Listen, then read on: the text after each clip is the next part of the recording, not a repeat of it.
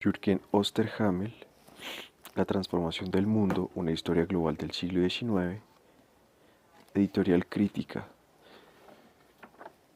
traducción de Gonzalo García 2016, capítulo 18, Religión. Hay buenas razones para situar la religiosidad, la religión y las diversas religiones en el mundo, en el punto central, de una de las historias universales del siglo XIX. Solo para algunos países de la Europa occidental resulta adecuado, aunque se haga con cierta frecuencia en los manuales, tratar la religión como uno entre varios subpuntos de la entre comillas cultura y limitarse a su organización y constitución como iglesia. Durante el siglo XIX la religión fue en todo el mundo una fuerza existencial de primer orden, fuente de orientación vital personal, punto de cristalización de las entidades comunitarias y formación de las identidades colectivas, principio de estructuración de la jerarquización social, motor de las luchas políticas y campo de planteamiento de ambiciosos debates intelectuales. La enorme diversidad de realización de estas posibilidades más la abrumadora cantidad de bibliografía de múltiples disciplinas, desde la historia de las religiones pasando por la antropología hasta las distintas filologías orientales, hace imposible la meta de una presentación global, aunque sea muy aproximada. En el siglo XIX la religión todavía era la forma de creación de sentido más importante de la vida cotidiana, es decir, el centro de toda la cultura intelectual. La religión abarcaba un espectro que iba desde la Iglesia Universal hasta cultos locales con pocos participantes. Como forma de expresión cultural unitaria, comprendía por igual a las élites alfabetizadas y las masas cuya comunicación religiosa se basaba en la palabra oral y las imágenes. De hecho, a menudo era el vínculo de unión más importante entre los dos grupos. En el transcurso del siglo XIX solo, en circunstancias sociales muy infrecuentes, la religión, según se formula en la teoría sociológica, se convirtió en un subsistema funcionalmente diferenciado junto a otros sistemas como el derecho, la política o la economía, es decir, en una esfera delimitable con relativa claridad y que se puede describir de acuerdo con la lógica interna, en particular en todos sus modelos de reproducción, renovación y crecimiento. Primero, conceptos y condiciones de lo religioso. Imprecisiones y desambiguación. Los fenómenos religiosos desde un punto de vista mundial no encajan formando una gran historia conjunta perceptible para el observador, como se constata, por ejemplo, en los macroprocesos de la urbanización, industrialización o alfabetización, por muchas diferencias de espacio y tiempo que se puedan reconocer. La afirmación de que el siglo XIX en su conjunto fue una era que dejó atrás la religión no se sostiene y por ahora no hay perspectivas de más, entre comillas, panorama general que esa historia de la secularización. Otra de las contextualizaciones en principio plausibles también simplifica en exceso la cuestión. Sin duda, la expansión de los europeos por el planeta a partir del siglo XVI, conquistadora y colonizadora, explotadora y misionera, sentó las bases para que se propagaran las religiones más importantes de Europa, pero mirando atrás desde 1900 o 1914, la influencia religiosa del cristianismo en el mundo era muy inferior al poder político-militar de Europa y también de Occidente como totalidad. En muchas sociedades no occidentales que durante el siglo XIX quedaron unidas con Europa por comunicaciones regulares y emprendieron una occidentalización del estilo de vida que aún perdura, el cristianismo no ha logrado arraigar. El cristianismo se globalizó sin llegar a ser la religión dominante en el mundo. Esto fue consecuencia de los movimientos de resistencia y renovación con los que la ofensiva cristiana se encontró en todas partes, pero el cambio religioso no puede verse solo como un proceso conflictivo de expansión y reacción, sino entre otras sino entre otras circunstancias, también como el fruto de interrelaciones y una historia compartida o como entre comillas transformación análoga en Occidente y otras partes del mundo, alimentada siempre por fuentes locales y con pocos o ningún vínculo mutuo. Así, procesos como la formación de los estados nacionales y la difusión masiva de la producción impresa establecieron interacciones en principios similares en todo el mundo con los cambios en el ámbito religioso. El concepto entre comillas religión es claramente impreciso. Y Max Weber, uno de los pioneros de la sociología comparada de las de las religiones, lo sabía y nunca se enredó en dar una definición. A algunas preguntas ya antiguas nunca se les ha podido dar una respuesta unívoca, empezando por el problema de distinguir entre la religión entre comillas auténtica por un lado y por otro la entre comillas superstición o los casos dudosos de las pseudo religiones y por otro la entre comillas superstición o los casos dudosos de las pseudo religiones filosóficas entre comillas. Ya, el entre comillas confucianismo chino, por ejemplo, que carece de una iglesia, de ideas del más allá y la salvación, o de rituales obligatorias, ¿es acaso una entre comillas religión, como se afirma a menudo en los manuales occidentales? ¿Qué se puede decir de otro caso intramundano como la masonería? Podemos denominar entre comillas religión o a todo entre comillas culto o movimiento religioso, o deben plantearse determinados requisitos como la complejidad de la concepción del mundo, la organización y la práctica religiosa. ¿Qué papel interpretan la forma en que los adeptos se perciben a sí mismos o el reconocimiento ajeno como religión? ¿En qué circunstancias, cuando las creencias convencionales pierden peso, es justificado ampliar el concepto de religión al de entre comillas religión artística o entre comillas política? No hace falta ir tan lejos como algunos teóricos de la religión que tan solo se interesan por los discursos sobre religión y creen que los fenómenos religiosos son indiscernibles en la realidad histórica. Este escepticismo radical, como parte del entre comillas giro lingüístico de la historiografía, va demasiado lejos. El foco en el carácter construido de los nombres y conceptos puede acabar fácilmente en negar su efecto práctico en la vida. ¿Qué significa para alguien que cultiva una identidad como entre comillas hindú oír que se le diga que el entre comillas hinduismo es un entre comillas invento europeo? Es un hecho que se le diga que es un hecho que el concepto de religión se creó en la Europa del siglo XIX, pero sería problemático colegir de ello que entre comillas no existen religiones y que el concepto es un simple instrumento ordenador impuesto por un occidente arrogante con voluntad entre comillas hegemónica. Sin embargo, lo siguiente es cierto: el concepto abstracto y de afán universal de la entrecomillada religión es un producto de intelectuales europeos del siglo XIX, en particular de orientación protestante, e incluía la idea de que más allá del trío de cristianismo, judaísmo e islam, existía una pluralidad de religiones, una idea que fue concebible en Europa a partir de 1600, por dar una fecha aproximada, pero con frecuencia estaba asociada con una segunda idea tácita, que el cristianismo era la religión más avanzada desde el punto de vista evolutivo y con ello la única verdaderamente universal. Este concepto solía combinar cuatro elementos. El primero, la existencia de un texto sagrado central, como la Biblia o el Corán, o de un canon claramente definido de textos sagrados. El segundo, el impulso de exclusividad, es decir, el carácter inequívoco de la lealtad religiosa y la propia identificación con la religión que es, entre comillas, posesión de uno.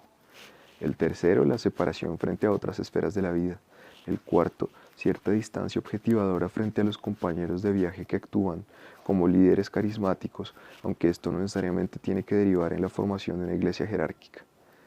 Hacia finales del siglo XIX, este concepto de religión llegó a otros mundos culturales, no solo a través de canales del colonialismo.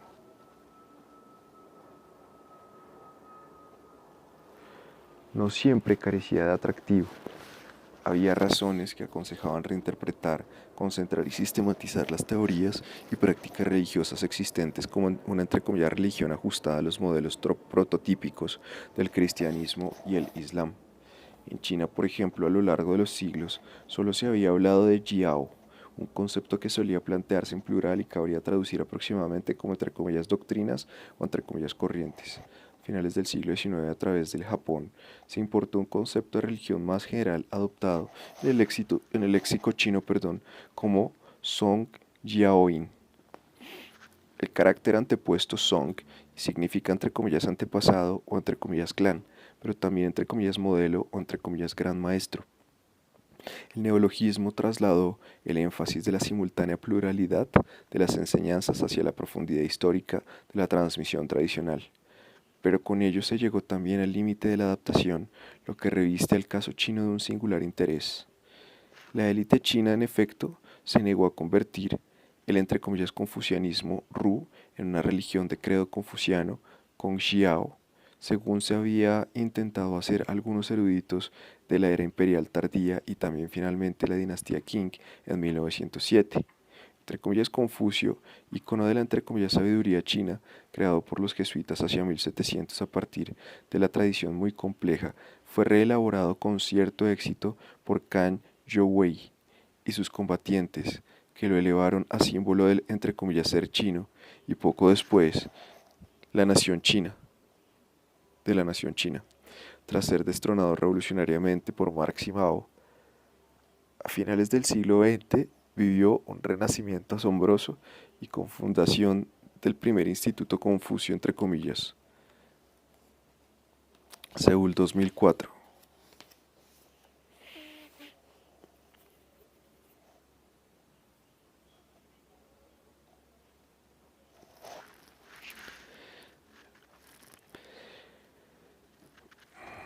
Pasó a ser el santo patrono de la política cultural exterior de la República Popular de China, pero durante el Imperio hasta 1911 y la República 1912-1949 fracasaron todos los intentos de imponer un confucianismo de Estado análogo al sintoísmo estatal de Japón, del que pronto hablaremos.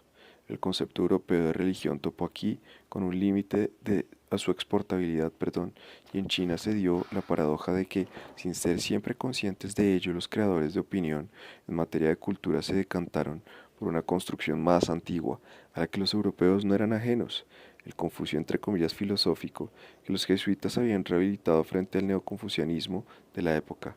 En cambio, en otros lugares, el concepto de religión entre comillas importado de Europa tuvo efectos sociales y a veces políticos de gran calado.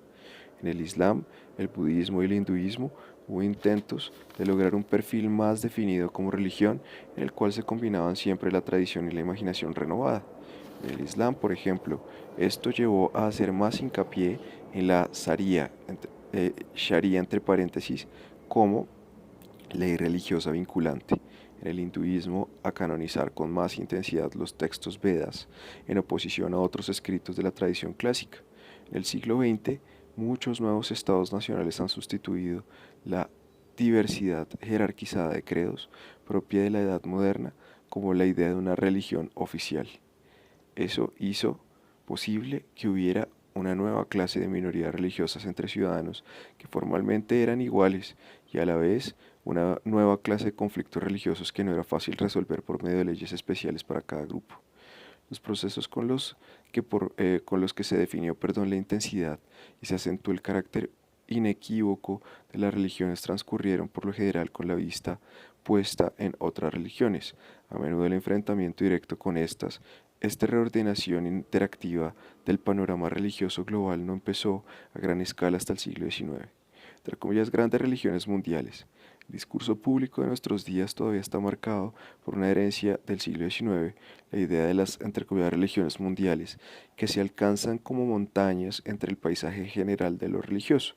Una gran diversidad de orientaciones religiosas quedaron condensadas en la nueva teoría de las religiones para formar macrocategorías como el entre comillas budismo o el entre comillas hinduismo.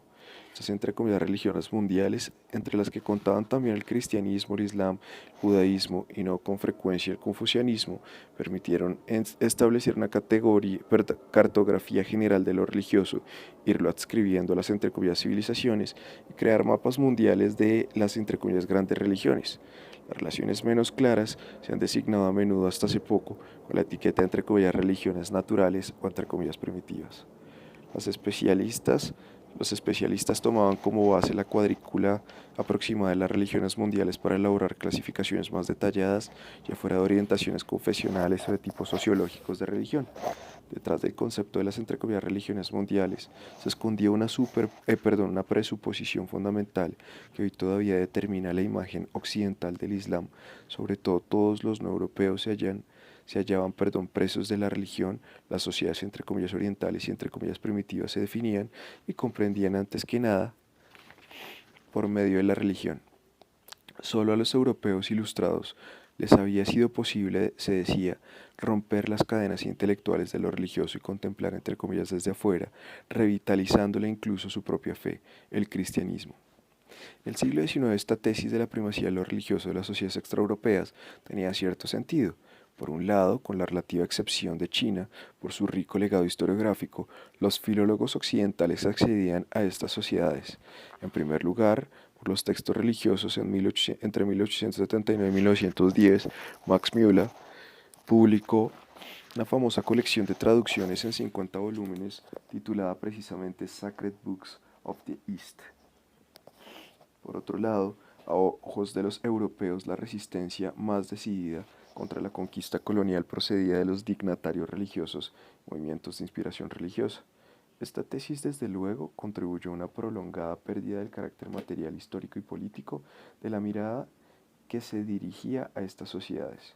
Las equiparaciones tópicas, entre comillas la India hinduista, entre comillas la China confuciana, sugieren hasta hoy una limitación de la modernización religiosa, a juicio de Occidente, que sería la única civilización del planeta que ha declarado que la religión es un asunto privado y habría fundado la imagen de sí sobre una, entre comillas, modernidad laica.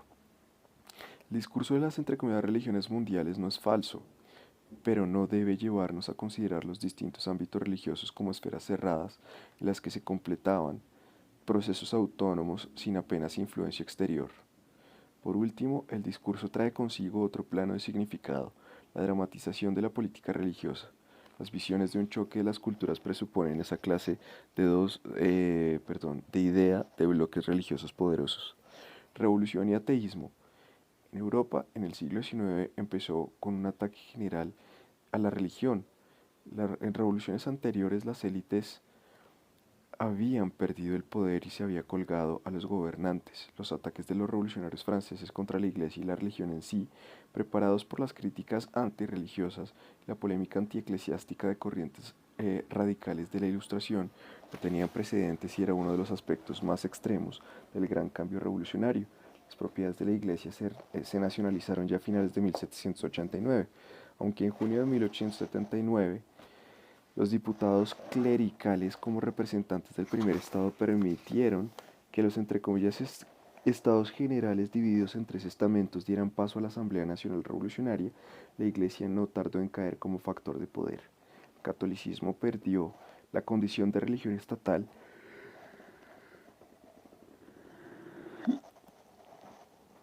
y el clero buena parte de sus ingresos tradicionales.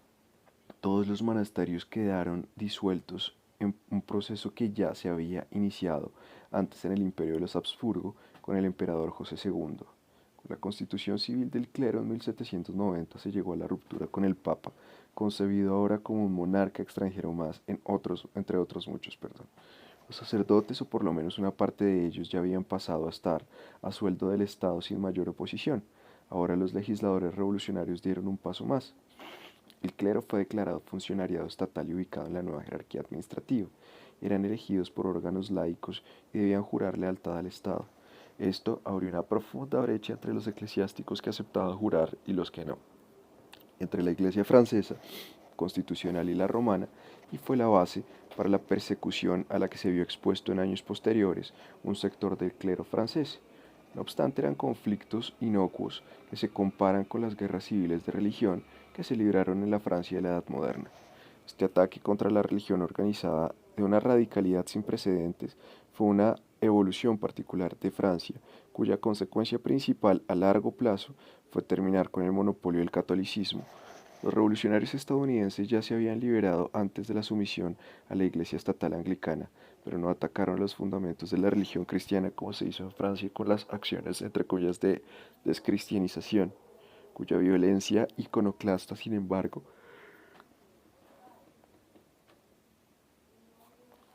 se moderó ya hacia en 1793 a instancias de Robespierre tras organizarse como un, entre comillas, culto al ser supremo estatal. En Norteamérica, los representantes de la Iglesia no fueron perseguidos materialmente. La Revolución Atlántica en su conjunto no había alegado hostilidad contra la Iglesia ni un ateísmo de patrocinio estatal. Bonaparte, como primer cónsul, ya llegó a un acuerdo con la Santa Sede, Concordato de 1801, por necesidades tácticas. por neutralizar a un enemigo poderoso y en adelante respetó al Papa como factor de poder en la diplomacia europea. Con la restauración de la monarquía a partir de 1815, la Iglesia recuperó buena parte de su influencia. Napoleón III la trató con cuidado porque tenía a sus partidarios más leales en las zonas rurales católicas. El laicismo como separación consecuente de Iglesia y Estado no fue piedra angular de la política francesa hasta la Tercera República y aún así distó de ser un ateísmo de imposición estatal. La radicalidad del proceso contra la religión organizada en la Francia de la década de 1790 anticipaba sucesos del siglo XX, no se vuelve a encontrar en modos aún más violentos. Hasta la Unión Soviética, el México revolucionario y más adelante las dictaduras comunistas posteriores a la Segunda Guerra Mundial. Durante el siglo XIX, en cambio, no volvió a haber ninguna ofensiva revolucionaria comparable contra la religión en sí, ningún estado del mundo se declaró ateo. Tolerancia a la Revolución Atlántica dejó tras de sí una herencia menos espectacular, pero de efecto perdurable, la tolerancia religiosa. La idea fundamental ya se había concebido en la Europa de las guerras de religión en los siglos XVI y XVII. Entre Pierre Baillet y John Locke perteneció a los puntales del pensamiento ilustrado y pronto se aplicó no solo a las relaciones entre religiones en Europa, sino también a la equiparación de derechos de las religiones extraeuropeas. En 1791, de forma simultánea en Francia, Constitución del 3 de septiembre y Estados Unidos, primera enmienda, se estableció en las leyes fundamentales el principio de que el Estado no debía dictar las creencias privadas de sus ciudadanos, ni favorecer a una comunidad religiosa por encima de otras.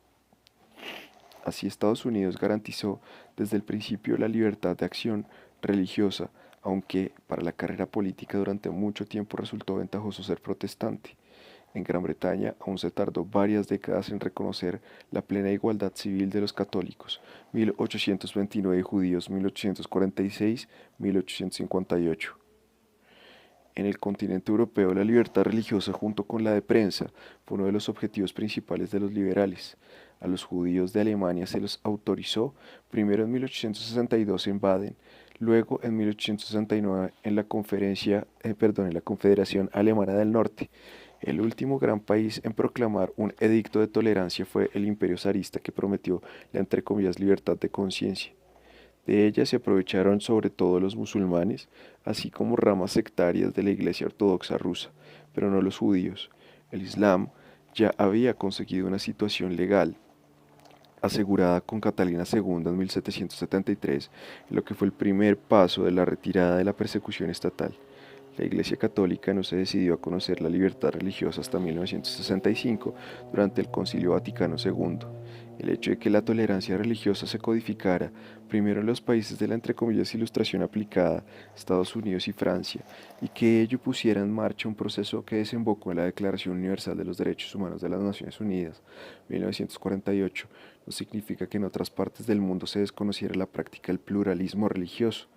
En la Edad Moderna, Europa, con sus feroces guerras y conflictos de religión, fue una excepción en un panorama en el que predominaba la pluralidad religiosa pacífica.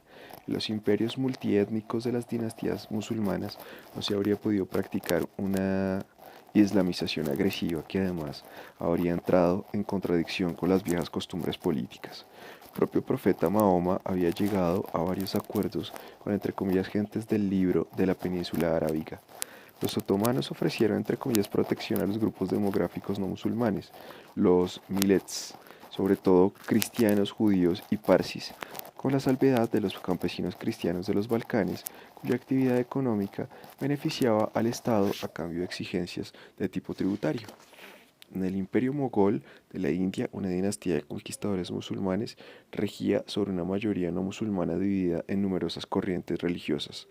Aquí el sentido de Estado exigía una política de tolerancia como la que se practicó con singular habilidad, sobre todo en el siglo XVI, que la dinastía del emperador Aurangzeb, 1658-1707, el único guerrero yihadista de los soberanos mogoles, se apartara de tal uso e intentara imponer la zaría en todo el imperio contribuyó a que surgieran las tensiones que acabaron derribando el poder mogol al inicio del siglo XVIII.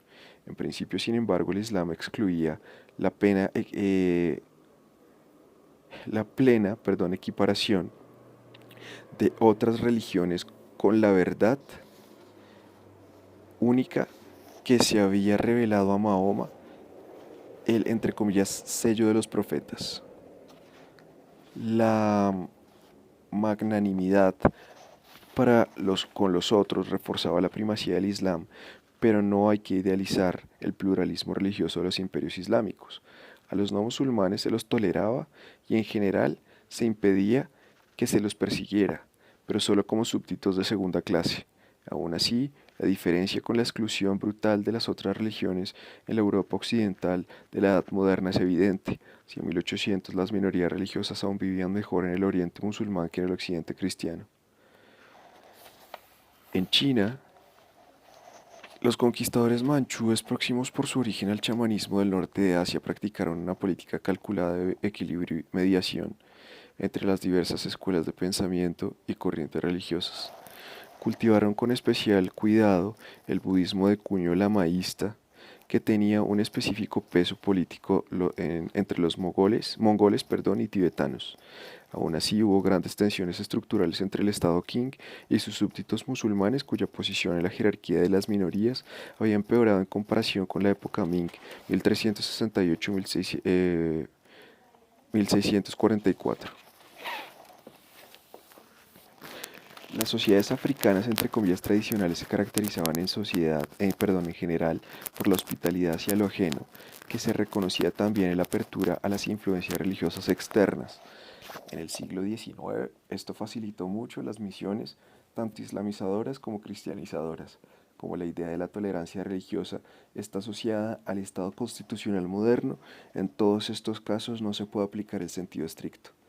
Ahora bien, la coacción religiosa no era el estado normal de las sociedades no occidentales antes de verse sometidas a la influencia del liberalismo europeo.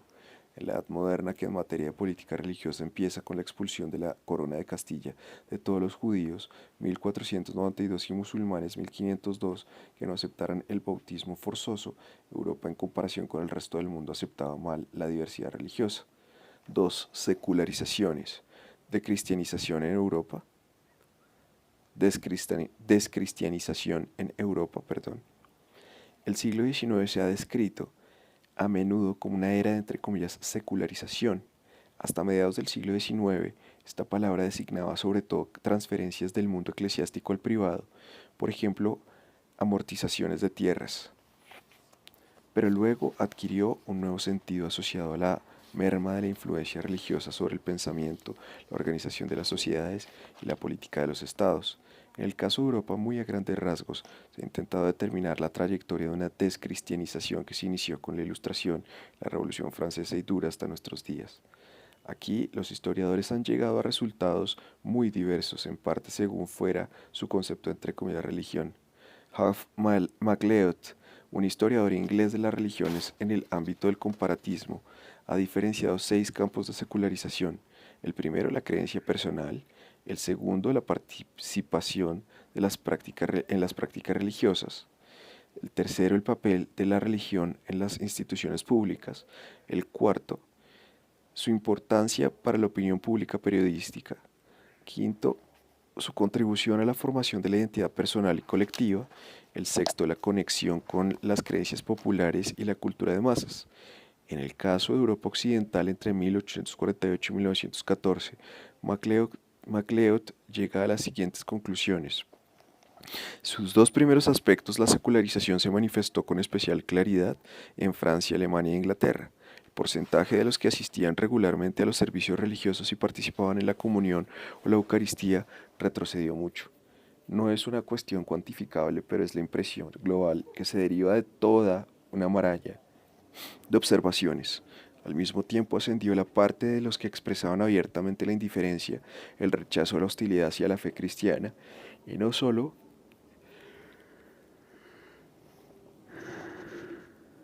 en los pequeños círculos intelectuales. Esto ocurrió en los 3 países por igual, básicamente. Fueron mayores las diferencias en cuanto a la importancia pública de la religión. En Francia, la separación entre el Estado y Iglesia fue la más brusca, en particular desde la década de 1880.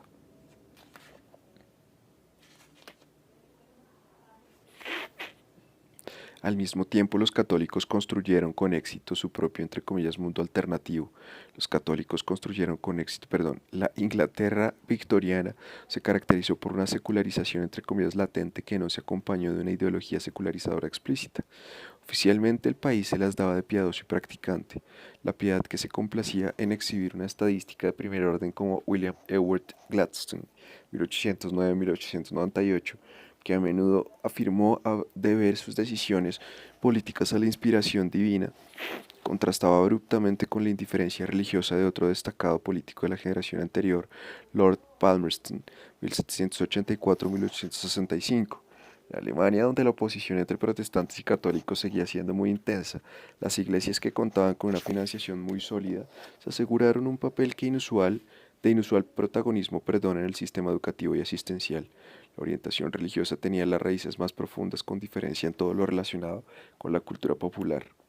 Incluso el que no asistía regularmente a la iglesia no se contaba entre los creyentes, seguía aferrado a los rudimentos de una concepción del mundo religiosa, reconocía y utilizaba los símbolos religiosos, prestaba atención a los ciclos festivos y en tiempos de crisis buscaba ayuda en la religión. El nacionalismo y el socialismo también ofertaban una concepción del mundo general, pero nunca lograron sustituir a la cristiana.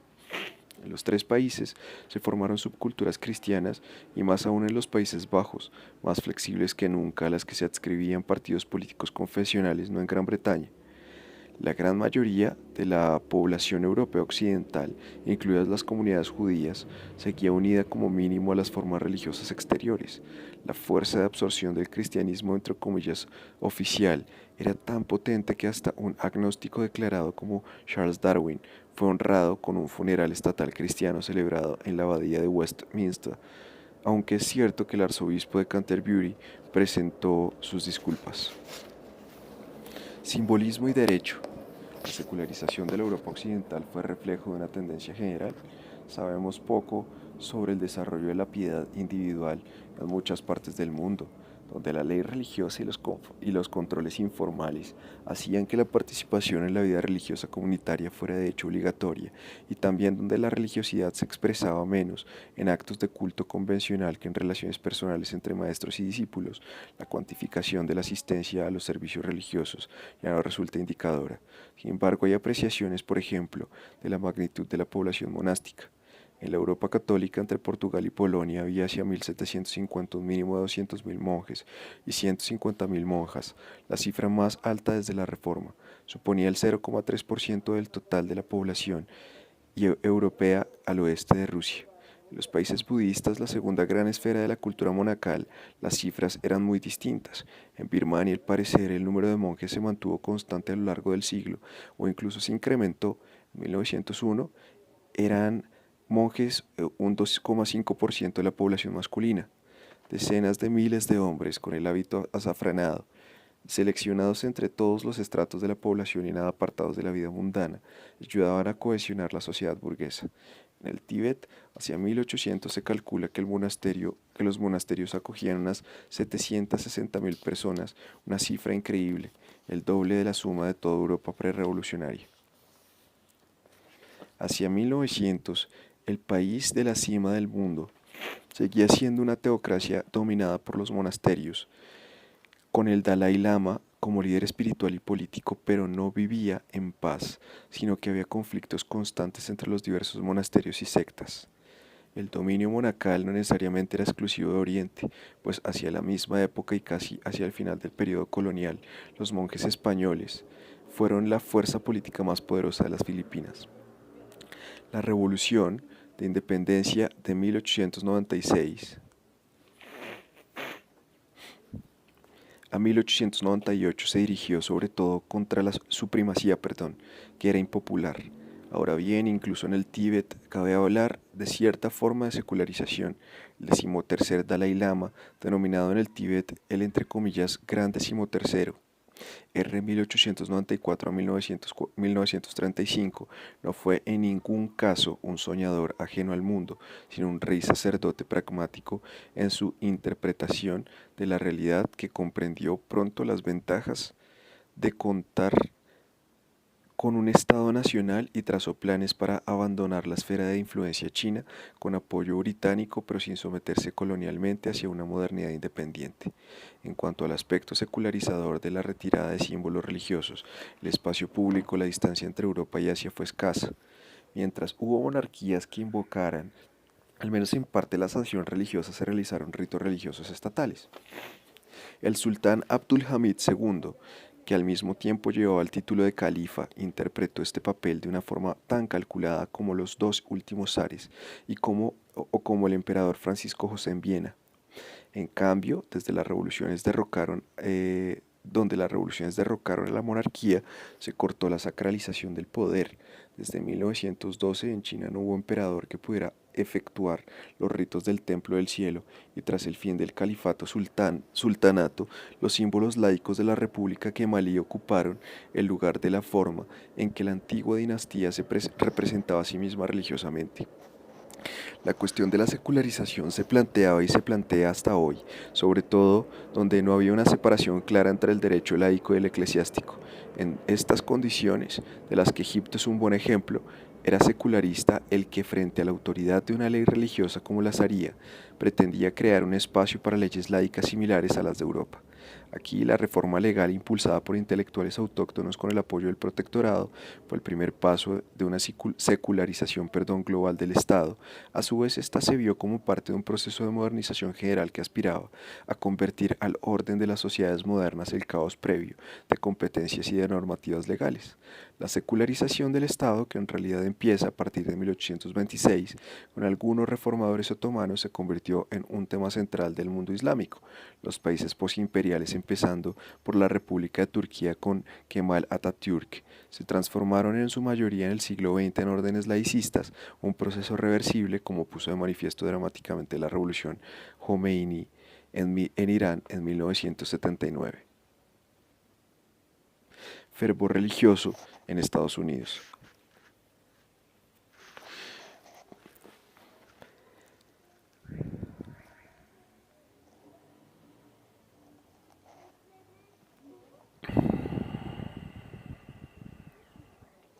Aunque se han planteado muchas dudas al respecto de si, de acuerdo con la mayoría de los criterios de Hoff-MacLeod, las tendencias secularizadoras se impusieron fuera del mundo occidental, al fijarnos en de Estados Unidos, veremos que en entre comillas Occidente también se siguieron varias vías. En la Europa occidental, la secularización moderada que se vivió a partir del cambio de siglo no fue en ningún caso la continuidad lineal de la decadencia de lo religioso hacia 1800. A la época de la Revolución, en la cual los espíritus más notables, de Kant a Goethe, pasando por Jefferson, se distanciaron sin estrépito de la fe en los poderes sobrenaturales, en nombre del romanticismo le siguió un redescubrimiento de lo religioso en gran parte de la intelectualidad europea. A las subclases depauperadas de los centros de la primera industrialización se les atribuyó entre comillas sin piedad, no sin razón, pero el hábito burgués, por lo menos en los países protestantes, incluía una nueva cultura de la piedad y la moralización cristiana. Una de sus consecuencias fue, como se ha visto en el capítulo anterior, el exitoso movimiento antiesclavista. La dinámica religiosa de Inglaterra, uno de los países pioneros de las nuevas tendencias, se concentró fuera de la Iglesia estatal anglicana, en la que se reprochaba esterilidad intelectual y corrupción moral. Los grupos de renovación evangélica y más adelante en oposición dentro de la propia Iglesia de Inglaterra. Allí, donde se asentaron las confesiones evangélicas, hicieron hincapié en la ubicuidad de los conflictos espirituales. La intervención continua del diablo en los acontecimientos del mundo se debía combatir. El carácter pecaminoso inherente a todo individuo, la certeza del advenimiento de un juicio final, la posibilidad de salvarse por creer en Jesucristo, la autoridad inamovible del texto bíblico. Para el desarrollo personal era fundamental vivir en el despertar y regresar al cristianismo entre comillas vivido y genuino. Por ello se tenía el deber de ponerse a prueba en el mundo. Este movimiento de despertar, Evangelical Revival, que contaba con muchas ramificaciones, se puso en marcha en la década de 1790. A las pocas décadas, también se empezó a crear una agitación reformista entre el establishment de la Iglesia anglicana. En la segunda mitad del siglo, este afán exaltado, entre comillas, se enfrió y dio paso a las tendencias de secularización ya descritas, que en Inglaterra solo se desarrollaron un poco más ocultas que en el resto de Europa. Estados Unidos, hacia la misma época, había comenzado un movimiento de renovación protestante como continuación de la cadena de movimientos energizantes que había atravesado el siglo XVIII. La nueva explosión religiosa de la joven república se desarrolló simultáneamente con una movilización profética de los indios del noroeste de Estados Unidos desde entonces, bajo el príncipe guerrero Tecumseh, 1768-1813, y su hermano, el inspirado Tens Cuatagua. El entre comillas despertar awakening, según lo denominaron los historiadores posteriores de principios del siglo XIX, se intensificó hasta dar pie a una autocristianización colosal de los norteamericanos que, a diferencia de en Europa, nunca quedaron contenidos por una iglesia oficial, sino que preservó su dinámica en un paisaje fluido de iglesias y sectas. Entre 1780 y 1860, cuando la población de Estados Unidos se multiplicó por 8, el número de las comunidades cristianas pasó de 2.500 a 52.000 en torno del factor 21.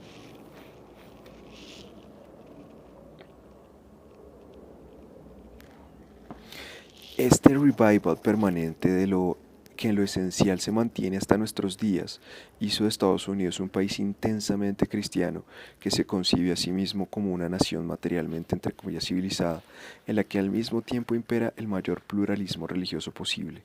Inmigrantes de todo el mundo buscaron estabilizar su identidad por medio de la religión, pues la migración en general no solo difunde especialmente las formas religiosas, sino que a menudo también las modifica y profundiza en las prácticas asociadas con ellas. Los irlandeses llevaron su catolicismo por todo el mundo y la Iglesia de Irlanda envió sacerdotes. Gracias a la inmigración de Irlanda y el sur de Europa, el porcentaje de católicos en la población total de Estados Unidos pasó de 5 en 1850 al 17% en 1906. La tendencia secularizadora que en la Europa protestante de finales de siglo era inconfundible, no se repitió en Estados Unidos, ni en los ambientes protestantes ni en los católicos. El caso de Estados Unidos muestra también que la revitalización religiosa, el entre comillas entusiasmo de la crítica ilustrada, no necesariamente conduce a un retorno a la teocracia, el control social fanático y el irracionalismo en otros ámbitos de la vida. Una profunda emoción religiosa también puede tener efectos moderados cuando la diferencia entre el marco privado y el público ya se ha asentado y vuelto estable. Religión, Estado, Nación.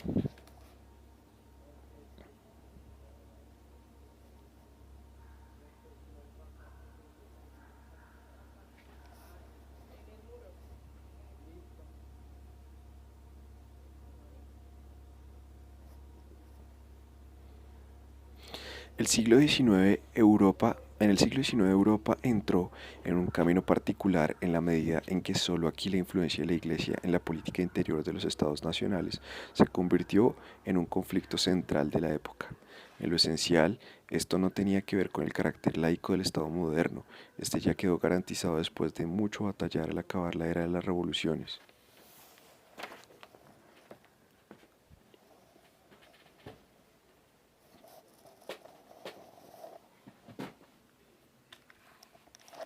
En 1870, cuando la República de Italia se anexionó los estados pontificios, desapareció de Europa la última teocracia.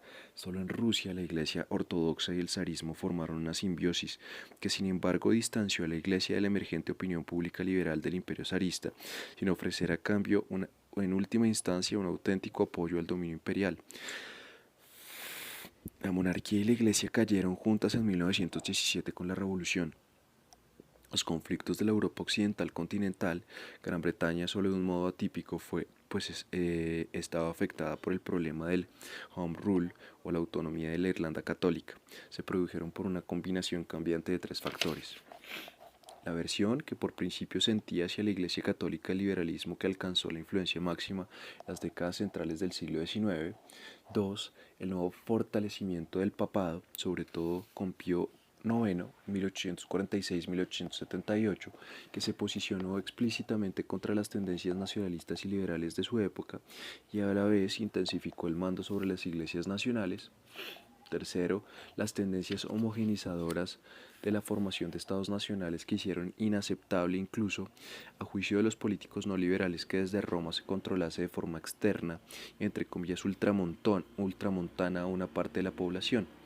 Los católicos, por ejemplo, en Estados Unidos también creyeron en un duradero conflicto de lealtad transatlántica.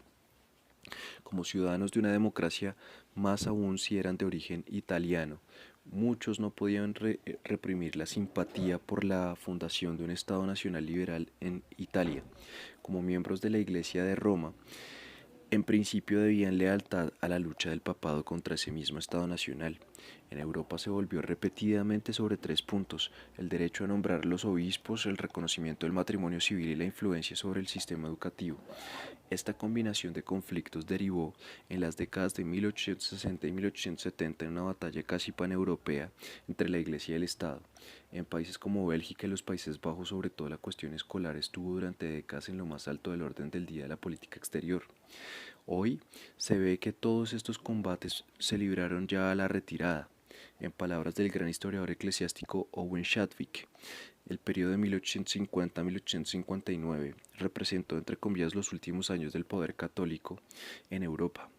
El poder político del papado se hundió en 1859 cuando la alianza de sus dos potencias protectoras, Austria y Francia, dirigida por un Napoleón III que distaba de ser devoto, se deshizo. En cada uno de los estados nacionales con el tiempo se fue llegando a acuerdos. Para 1880 estas luchas entre las iglesias y la, entre comillas, cultura se habían apagado. La Iglesia Católica, sin embargo, encontró dificultades para adaptarse al mundo moderno incluso después del pontificado de el tercero Pío IX, entre comillas Pío IX.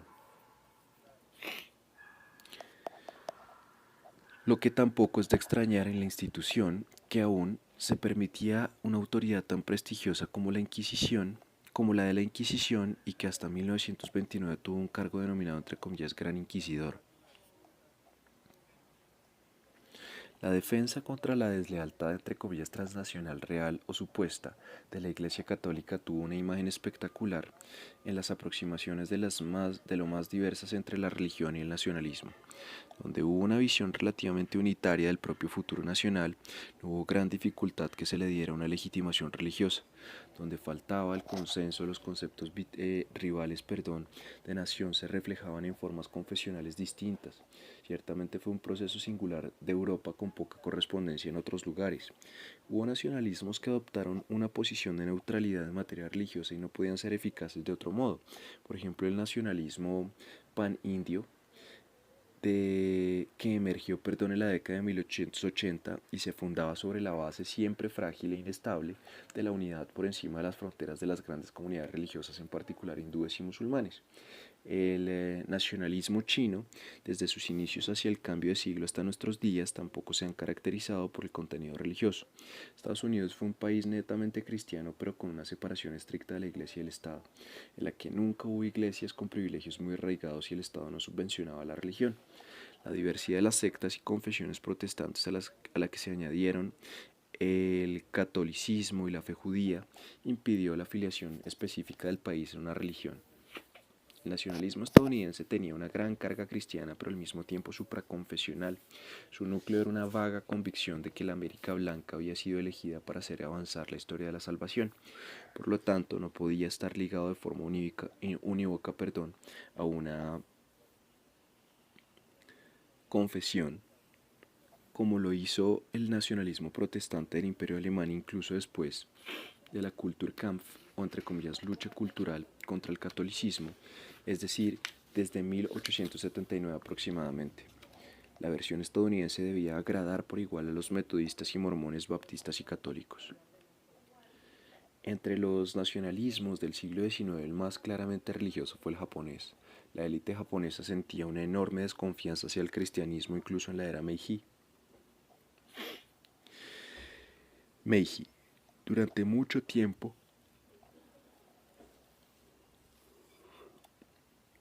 pareció que el cristianismo había desaparecido por completo del país desde que fue radicado literalmente a principios del siglo XVII.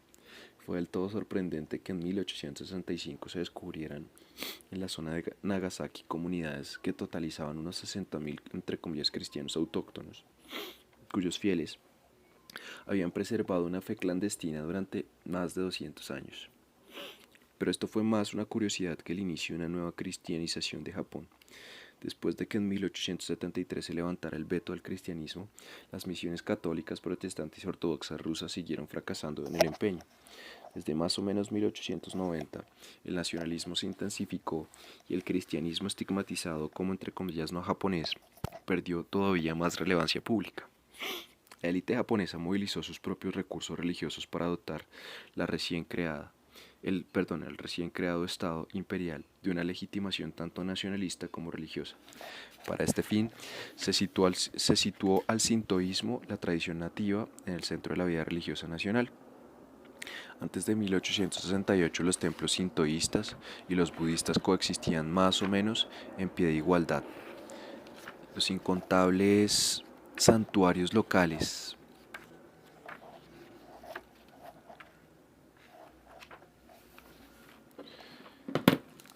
los incontables santuarios locales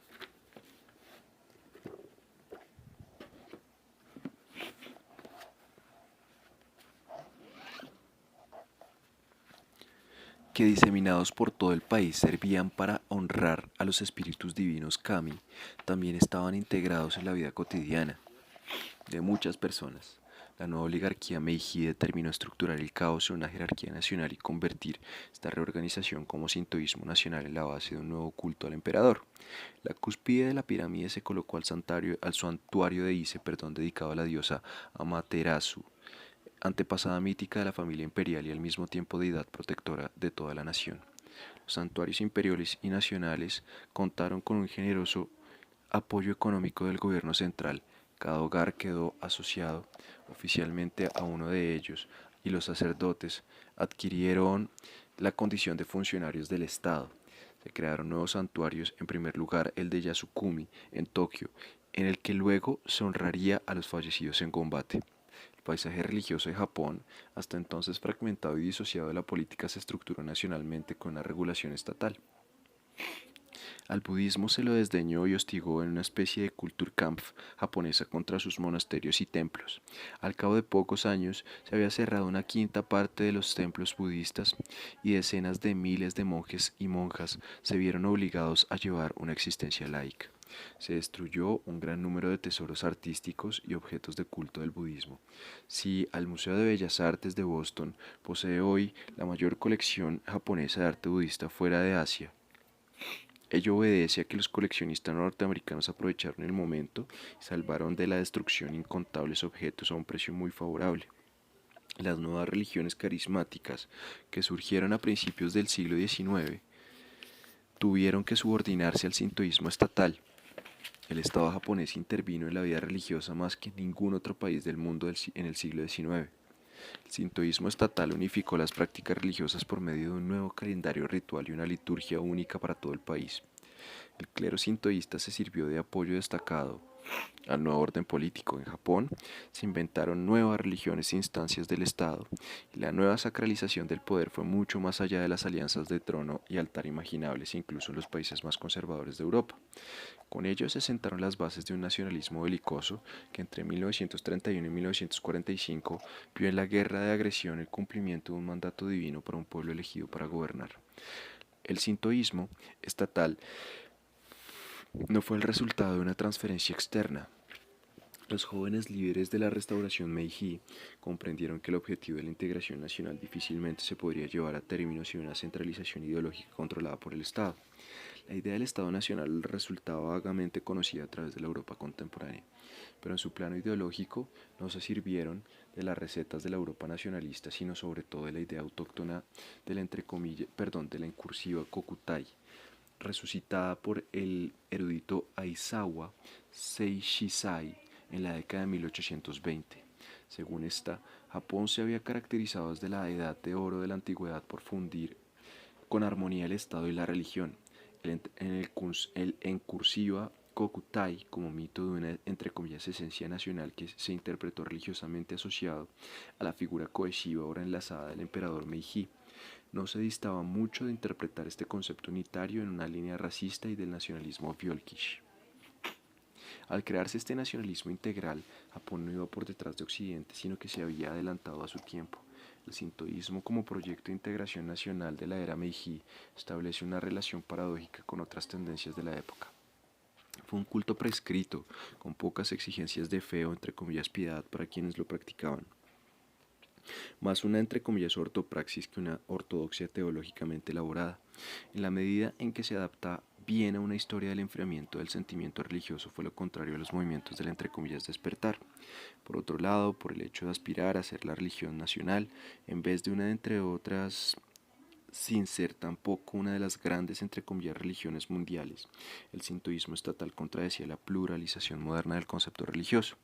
Al someterse completamente a los fines estatales, representaba también la antítesis de una religiosidad más personal que ve en lo religioso una esfera entre otras de lo social.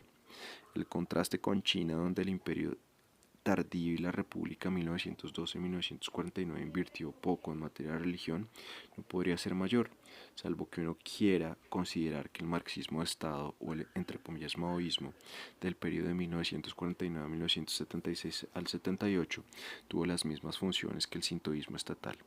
3. Religión e imperio. Pluralismo religioso. Las conquistas añaden súbditos con religiones distintas a las del poder imperial. Así quedaron sometidos los judíos al imperio romano, los cristianos coptos a Egipto. Desde el siglo XVII, bajo el dominio árabe, los cristianos ortodoxos de los Balcanes a un gobierno musulmán desde el siglo XVI, los aztecas politeístas a señores católicos y los católicos de Irlanda a la soberanía protestante. La formación de imperios multirreligiosos alcanzó su último punto culminante durante el siglo XIX, aparte del Imperio Otomano, que en el transcurso del siglo perdió a buena parte de los súbditos cristianos por la reducción territorial y por ello mismo, por simples razones demográficas, aumentó la islamización. No hubo otros imperios musulmanes, en cambio los musulmanes formaban grupos numerosos y de fuerte identidad en los imperios de Gran Bretaña, Rusia, Francia, los Países Bajos y China. Como muy tarde tras la anexión de Egipto y amplios territorios del África de cuño islámico, al sur del Sahara, el monarca que reinaba sobre más súbditos musulmanes fue la reina Victoria, que a su vez era la emperatriz de la gran mayoría de los hindúes. En Ceilán y Birmania había mayorías budistas sometidas a los británicos y franceses respectivamente. En África, en zonas del sudeste asiático o las islas del Pacífico Sur, los europeos fueron topándose con una diversidad de expresiones religiosas que les causó confusión y no alcanzaron a describir sino lentamente. La primera impresión de los europeos fue que se trataba de pueblos sin religión y por lo tanto, según fuera el punto de vista, o bien necesitados de la misión cristiana o bien inmunes a todo intento de entre comillas civilización. Desde la década de 1860 se consolidó el concepto colectivo de entre comillas animismo como formulación más neutral del término entre comillas idolatría, habitual en la edad moderna aborrecido como antagónico de todos los monoteísmos. Lo había acuñado Edward Purnell Taylor, uno de los fundadores de la etnología.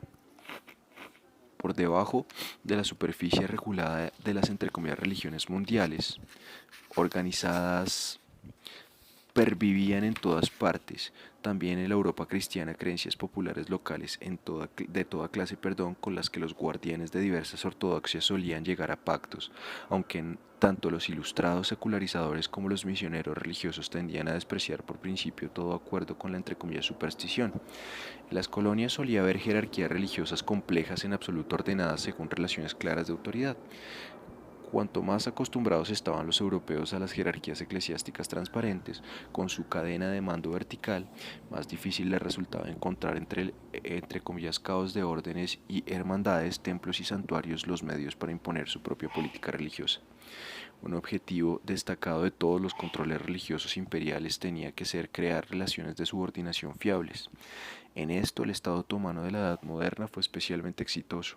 El sultán califa insistía en canalizar todo contacto con los súbditos no musulmanes a través de sus líderes religiosos, que por su parte disfrutaban de una considerable autonomía de nichos del sistema garantizado por pactos. A su vez, hizo que las minorías religiosas se unieran formando entre comillas iglesias. A los líderes religiosos se les podía pedir cuentas con gran brutalidad. Cuando llegaron a Estambul las noticias del levantamiento griego de 1821, el gobierno otomano hizo colgar en el acto al patriarca Gregorio V, que no había participado en la sublevación. ¿Qué significado debe otorgarse al hecho de que los cristianos gobernaran sobre más súbditos no cristianos que en ninguna época anterior? Aunque era difícil que la misión civilizadora que se habían atribuido y era la justificación principal de los ideólogos imperiales se reformulara como una misión religiosa, las potencias coloniales no emprendieron prácticamente nunca una política activa de conversión de sus súbditos al cristianismo. Se ofrecían servicios religiosos para los cristianos y desde luego la fachada ritual de los gobiernos coloniales tenía elementos innegablemente cristianos. El resto de aspectos, la lógica del gobierno extranjero sobre poblaciones que solían pertenecer a grupos religiosos distintos, era preservar la paz en el país evitando las provocaciones religiosas. Los imperios de finales de siglo tendían a poseer una estructura más neutral en la cuestión religiosa que los estados nacionales. Tras la gran sublevación de 1857, la reina Victoria proclamó ante los príncipes y pueblos de la India que a partir del siguiente mes de noviembre el Raj no se inmiscuiría en los asuntos de las comunidades religiosas indias. Los acuerdos que se cerraron a partir de 1870 con los sultanes de la península de Malaca también se incluyeron cláusulas de no injerencia. Tales promesas no siempre se mantuvieron, pero tanto los británicos como los neerlandeses actuaron con especial cuidado en el trato con el Islam. Por descontado, la jerarquización y la burocratización aspiraban a permitir que a largo plazo la confusión inicial se pudiera supervisar mejor. Era algo circunstancial de los imperios tras la primera división de Polonia. En 1772, María Teresa instituyó en Galicia como nuevo puesto de nombramiento estatal el de sumo rabino, encargado de supervisar a sus correligionarios. En el protectorado del Tíbet, el gobierno Qing organizó en el siglo XVIII la jerarquía de los lamas e intentó remodelarla como un dócil instrumento de control.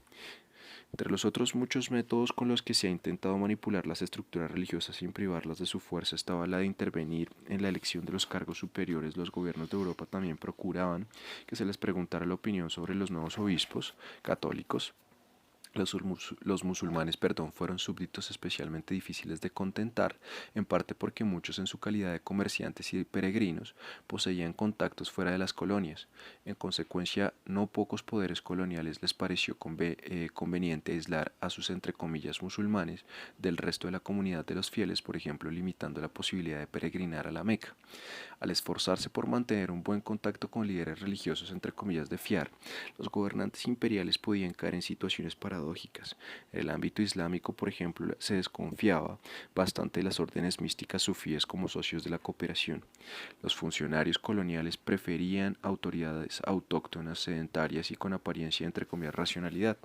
En Senegal, sin embargo, los franceses fueron viendo, antes de 1914, que para mantener el orden interior era preferible no colaborar con los entre comillas caudillos, sino con los marabutos, líderes espirituales de las hermandades sufíes. Eran poco manejables, pero menos corruptos que los jefes, disfrutaban de más prestigio entre la población y en consecuencia eran más capaces de imponerse. Ya fueran el imperio británico, el zarista o el colonial francés, la política religiosa formaba parte de las tareas imprescindibles y de largo plazo del Estado colonial. Si aquí desde la posición imperial se cometían errores, podían estallar levantamientos de muy difícil contención. Toda la historia imperial del siglo XIX, incluida la sino-manchú, estuvo imbuida del temor de la sublevación de los musulmanes. Desde el punto de vista de Occidente, entre comillas, la rebelión del Islam, que ha hecho fortuna como título a partir de una epopeya en verso de Percy Bysshe Shelley, The Revolt of Islam, 1818, que sin embargo se refiere a la Revolución Francesa, no empieza con el triunfo del Ayatollah Khomeini en 1979 o los ataques del 11 de septiembre de 2001, sino con los movimientos musulmanes militantes hacia 1800. De un, de un modo u otro, los imperios siempre han intentado intervenir en el mapa religioso y las jerarquías correspondientes de las colonias, pero sin alterarlos en lo fundamental. Desde de vez en cuando hubo bautismos y conversiones forzosas del cristianismo, pero en general se las tenía por indeseadas y se procuraba que no ocurrieran. Fuera de las colonias propias, no obstante, una gran potencia europea podía causar disturbios deliberadamente al intervenir en un imperio oriental como protectora de las minorías cristianas. Rusia lo hizo así con los griegos en el Imperio Otomano y Francia con los cristianos en las montañas del Líbano. Como respuesta al sultán Abdulhamid II, se declaró protector de todos los musulmanes bajo dominio cristiano. En los dos casos, la situación derivó en conflictos internacionales y guerra. Agitar las minorías religiosas, étnicas o en proceso de formación nacional de los imperios rivales también formó parte de la estrategia alemana en la Primera Guerra Mundial frente al Imperio Británico y de la británica frente al Imperio Otomano como con entre comillas Lorenz de Arabia. Ya se había puesto a prueba en el gran juego anglo-ruso del siglo XIX, misioneros, motivos y fuerzas motrices. Entre las líneas principales de una historia universal de la religión en el siglo XIX hay que ocuparse del ascenso y la caída de las misiones cristianas. El empeño misionero de los europeos en la Edad Moderna, pese a sus inmensas consecuencias culturales, pensemos en la función de puente entre Europa y Asia que hicieron los jesuitas en China durante los siglos XVII y XVIII, fue modesto desde el punto de vista cuantitativo. En Asia, los poderes coloniales europeos y los gobernantes autóctonos no permitieron ni buscaron las conversiones masivas. África aún quedaba fuera del campo de acción de los misioneros, perdón, de las misiones. En el siglo XVII y XVIII, cerca de 1 millón de personas llegaron a Asia en la Compañía Neerlandesa de las Indias Orientales, pero solo cerca de 1 millar eran clérigos cuya misión además era defenderse frente a la competencia del catolicismo. El siglo XIX, en cambio, fue la gran época de apertura de nuevos ámbitos para las misiones con intención de cristianizar a colectivos amplios o incluso pueblos enteros. La nueva misión fue un fenómeno protestante surgido primero en Gran Bretaña y poco después en Estados Unidos a partir del exceso de energía del entre comillas renacer evangélico. Hubo precedentes hacia 1700 como la misión del pietismo de la Halle en la colonia danesa de Tranquebar, en el sudeste de la India. A diferencia de la Edad Moderna, cuando se intentó convertir a la fe cristiana a los soberanos extranjeros, aquí se trató sobre todo de una ambiciosa entre comillas misión entre paganos. Si queremos concretar una fecha inicial más que la fundación de las diversas sociedades misioneras, como la Sociedad Misionera Baptista de 1792, la Sociedad Misionera de Londres de 1795 inicialmente confesional, o la Sociedad Misionera de la Iglesia Anglicana en 1799, hay que fijarse en la apertura de la India británica a los misioneros en el Estatuto Renovado de la Compañía de las Indias Orientales de 1813. En adelante, cada vez entraron en la India más comerciantes y misioneros, y la apertura de los mercados de mercancías y almas se realizaba al mismo tiempo. La segunda gran región misionera de Asia fue el Imperio Chino, forzado a abrirse por los tratados entre comillas desiguales de 1858 a 1860. Desde 1807 las condiciones más limitadas y peligrosas ya habían actuado misioneros desde las factorías de Cantón y el enclave portugués de Macao. Hacia 1900 había en toda China unos 2000 misioneros. En África la presencia misionera se constituyó más despacio y aún menos centralizada. Se inició hacia 1800 en el sur y el oeste del continente. Aquí, por descontado, no había un gobierno central que pudiera autorizar la entrada. Hacia mediados de siglo, todo el espectro de las confesiones e iglesias protestantes tenía representación en África. En la década de 1870, ya en vísperas de una gran invasión europea, la actividad misionera se volvió a incrementar y poco después quedó atrapada en el remolino de la conquista militar. Aunque las misiones sacaron partido de ello, también se tuvieron que enfrentar a nuevos problemas.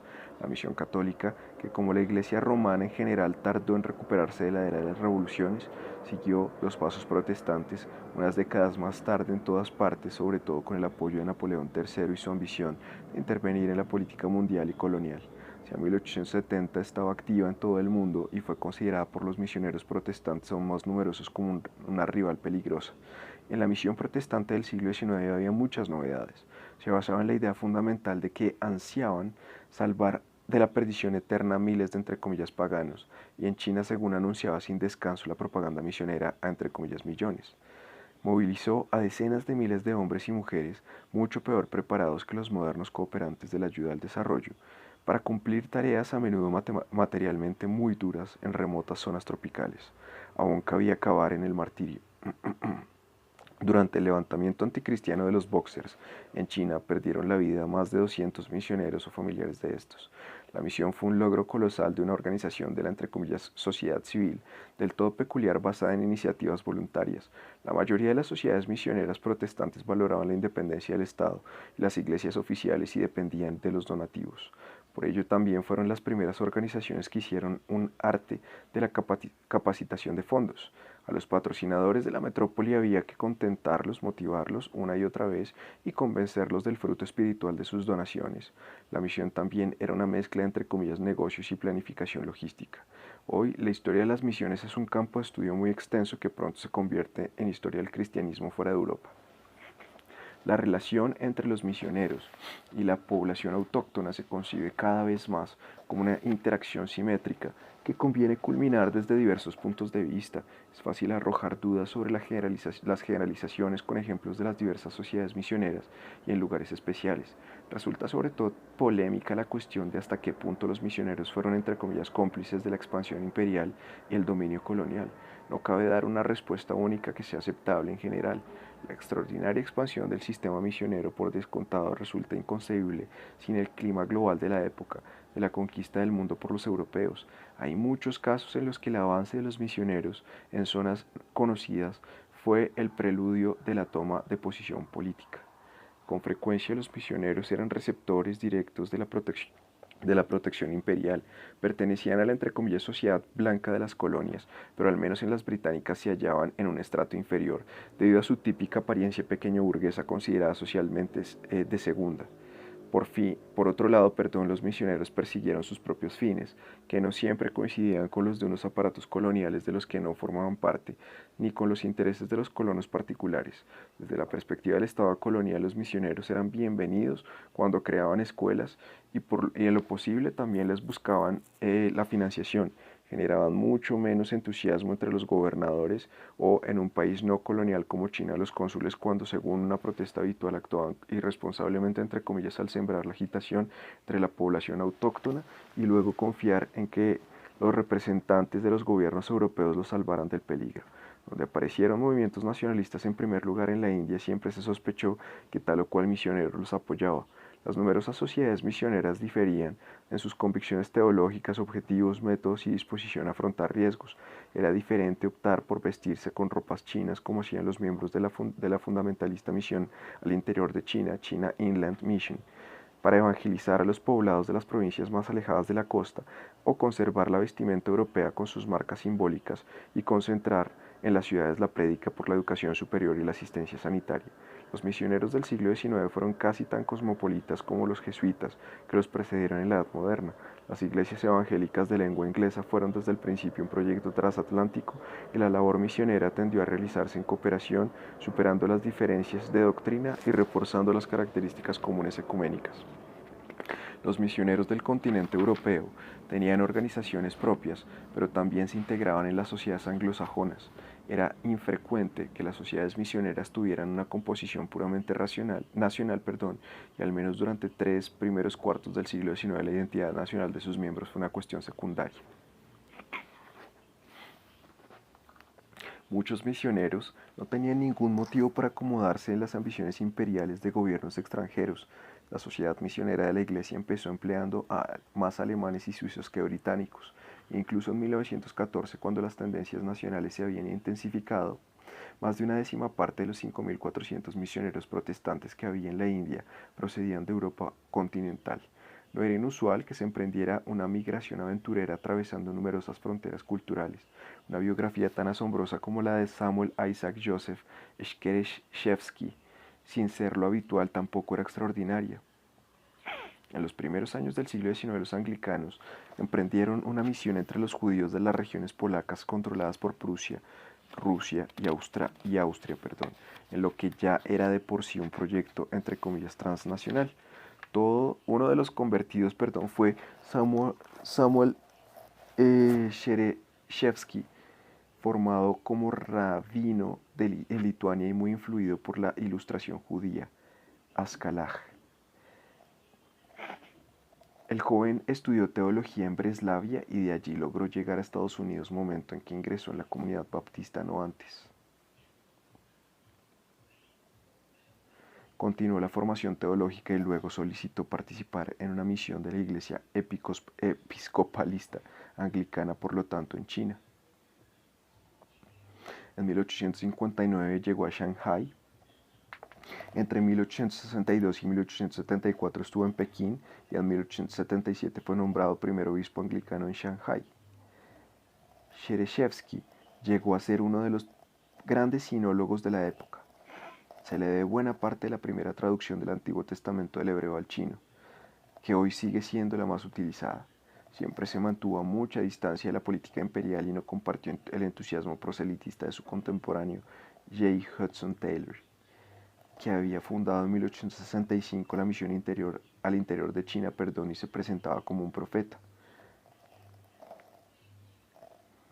Bajo el amplio paraguas de las misiones había lugar para caracteres de lo más distintos. Balance de las misiones. Apenas cabe plantear un balance conjunto del éxito de las misiones cristianas. Las estadísticas sobre conversiones se deben manejar siempre con desconfianza. La meta utópica de atraer a pueblos enteros al rebaño universal de los cristianos solo se hizo realidad de forma extraordinaria. Las conversiones, por lo demás, no necesariamente eran definitivas. En Ceilán, a partir de 1796, los británicos moderaron las limitaciones legales y muchos protestantes de la isla volvieron al budismo o al hinduismo. Cuando la misión logró sus metas, a menudo fue donde la vinculación con el Estado colonial era especialmente débil. En el caso de la India se constata con claridad. Los grupos marginales y desfavorecidos de la sociedad local, al igual que las mujeres, tendían a reaccionar más receptivamente. La India, después de varios siglos de afanosa actividad misionera, solo se había convertido el 2% de la población.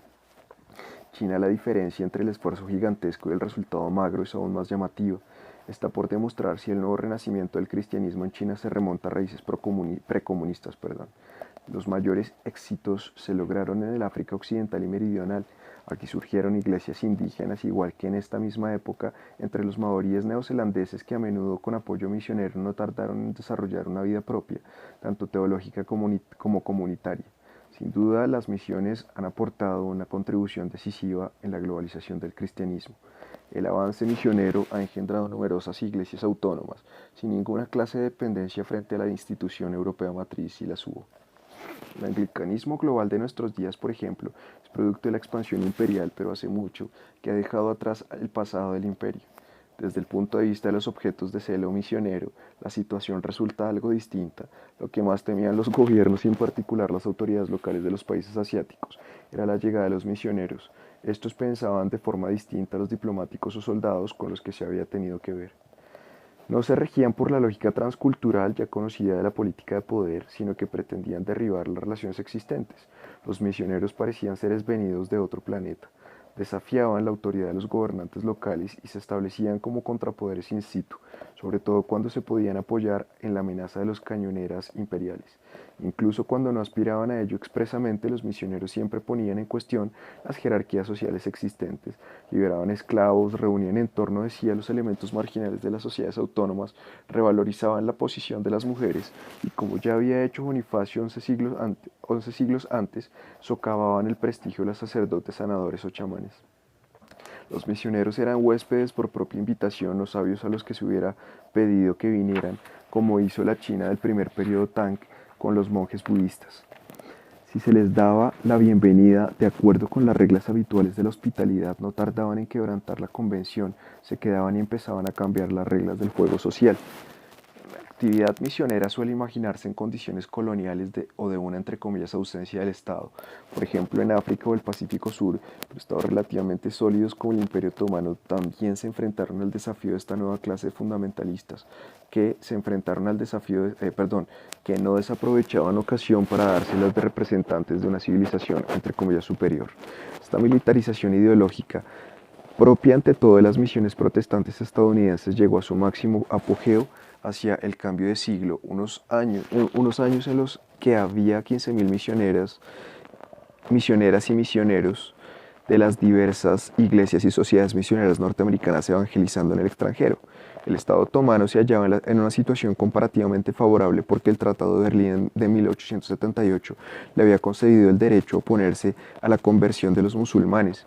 China desde 1860 carecía de esta posibilidad.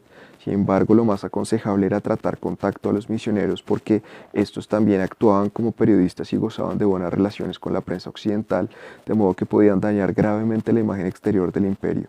Desde la perspectiva otomana aún se podía confiar hasta cierto punto en los misioneros católicos, como enviados del Papa de Roma, que era considerado un homólogo del sultán en su papel como califa. En cambio, los protestantes y en particular los estadounidenses sembraban mucha confusión con sus maneras tan enérgicas. No solo aparecían como rivales religiosos, sino que se proponían también una meta secular semejante a la del Estado otomano tardío, la creación de una clase media culta. Los misioneros no causaron los mismos efectos que los representantes del capitalismo internacional, que en el plazo de unos pocos años podían reestructurar países enteros e integrarlos en la economía mundial con división del trabajo. Se movían en circunstancias locales y específicas. Aquí levantaban una iglesia, allí una escuela y solo con esto transformaban la organización de los espacios comunitarios. Intervenían directamente sobre las biografías, pero no por la vía indirecta de fuerzas abstractas como el entre comillas mercado mundial o el entre comillas estado colonial. A algunos de los afectados se les abrían nuevas posibilidades que podían llegar hasta el extremo de recibir formación en la metrópoli. Otros adquirieron nuevos objetivos vitales en la defensa frente a la invasión misionera. Los efectos de las misiones, por lo tanto, fueron bastante más allá de los círculos de los prosélitos y simpatizantes. La mera aparición de los misioneros no bastaba para, entre comillas, modernizar las sociedades locales. Llevaban en su equipaje espiritual, en especial las, entre comillas, misiones de fe bíblicas y fundamentalistas, un occidente distinto al del liberalismo, la reforma al dominio técnico de la naturaleza. En cualquier caso, para las sociedades autóctonas suponía un desafío sin precedentes a los valores que se daban por sentados. La aportación histórica más importante de las misiones cristianas en algunos países fue contribuir a la introducción de las ciencias occidentales, incluida la medicina. En China, sobre todo, los misioneros protestantes hicieron una aportación colosal desde mediados de siglo a la transferencia de conocimientos. Solo una pequeña parte de sus traducciones fueron escritos de contenido cristiano. La mayoría tenían que ver con la ciencia, la técnica, las cuestiones prácticas de la vida social. En China, desde aproximadamente la década de 1920, la ciencia llegó a un estadio en el que pudo independizarse del impulso inicial de los misioneros. En Latinoamérica, en particular en Brasil y en Corea, donde las misiones protestantes no llegaron hasta la década de 1880, estas desempeñaron un papel similar. En Corea, las misiones en su mayoría estadounidenses tuvieron tanto éxito más que en China y no digamos que en Japón, porque representaron una alternativa de oposición moderada al confucianismo oficial y la pesada carga de la hegemonía cultural china, sin por ello ser cómplices del imperialismo occidental. En 1910, Japón se anexionó Corea.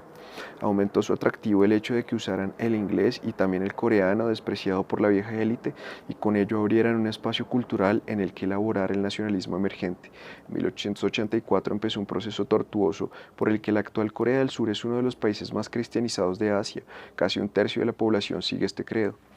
4. Reforma y renovación. Carisma y formación estatal. Más aún que el siglo XVIII en materia de la religión del siglo XIX fue un siglo de reformas y nuevos puntos de partida. Muchos, aunque no todos, se pueden explicar con el tópico de los, entre comillas, desafíos de la modernidad. Muchos, pero no todos, fueron respuesta a la hegemonía mundial de los europeos. Igual que varios temas esenciales del pietismo, entendido aquí en un sentido general no restringido a Alemania, fructificaron en los diversos movimientos evangélicos del siglo XIX del mundo islámico del siglo XVIII.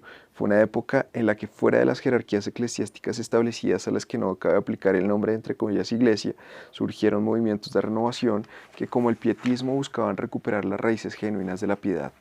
Estas corrientes fervorosas se originaban menos en los centros del saber islámico que en determinadas periferias, por ejemplo, del sudeste asiático, el Asia Central o el desierto arábigo, que en el siglo XVIII era zona de frontera con el Imperio Otomano, pero a la vez era la más antigua de las religiones musulmanas. El más conocido de estos movimientos fue el wahabismo, que debe su nombre al belicoso predicador Muhammad ibn Abd al-Wahhab, 1703-1791, que declaró heréticas casi todas las variantes del Islam de la época y exigió una purificación radical de la religión islámica. Como entre 1803 y 1813, la furia religiosa de los wahabíes llevó a dañar gravemente incluso los santos lugares de la Meca y Medina. Despertaron la irritación de gran parte del mundo islámico. La importancia de este movimiento está menos en su originalidad teológica modesta que en su éxito en la forja estatal. El fundador se alió con un gobernante local para crear un estado militante de renovación islámica. En 1808, Muhammad Ali, el pachá de Egipto, con la aquiescencia del sultán otomano, conquistó el primer estado wahhabí del desierto y puso fin al experimento de forma provisional. Pero a finales de 1902 la Casa Wahhabí de Saud empezó a resurgir y se fue organizando paso a paso hasta crear en los primeros años de la década de 1920 el Reino de Arabia Saudí. Los lugares más santos del Islam quedaron de nuevo en 1925 bajo el control wahhabí. A diferencia de las formas posteriores del Islam militante en la India, el norte y el este de África o el Cáucaso, el wahhabismo inicial no se concebía como un movimiento de resistencia frente a Occidente que a finales del siglo XVIII no tenía ni la menor influencia en Arabia. Que una escisión heterodoxa concluyera en la fundación de un Estado propio fue un hecho más excepcional que habitual. La energía religiosa del mundo islámico en el siglo XIX surgió mucho más de la tensión entre las estructuras estatales y fuera coloniales como en la India, Indonesia o Argelia, o autóctonas como en Irán y el Imperio Otomano. Las órdenes y hermandades móviles e institucionalmente menos solidificadas. Otros ejemplos de intentos de formación estatal a partir del carisma religioso fueron el movimiento Taiping en China, el mormonismo en Estados Unidos. Taiping, que apareció por vez primera en 1850 con Hong Xiuquan como profeta, fue un movimiento de revolución social que creó una concepción del mundo compleja a partir de la propaganda misionera protestante y la tradición de las sectas chinas. En el campo político, la formación de un Estado Taiping fracasó, pero los mormones lograron imponerse. Esta, entre comillas, Iglesia de Jesucristo de los Santos de los Últimos Días, cierra comillas, según el nombre que eligió para sí misma y aún se utiliza hoy, la creó en 1830 un profeta estadounidense, Joseph Smith. Al igual que Hong Xiuquan, 7 años más tarde, en otras circunstancias, fundó Taiping, Smith también tuvo visiones en su juventud que entendió como una llamada profética. Tras ser asesinado por una multitud hostil en 1844, su sucesor Brigham Young emprendió un éxodo aventurero con varios millares de seguidores, entre 1847 y 1848 hasta asentarse en la región deshabitada del Gran Lago Salado. Otros conversos emigraron a la zona, incluso desde Gran Bretaña y Escandinavia. En 1860 había 40.000 mormones en el estado federal de Utah, pero no se les permitió organizar un estado teocrático propio. Utah se fundó como territorio situado bajo el control directo del presidente de Estados Unidos y entre 1857 y 1861, en exacta simultaneidad con la fase culminante de la guerra del gobierno King contra los rebeldes de Taiping, la región mormona estuvo bajo una ocupación militar federal.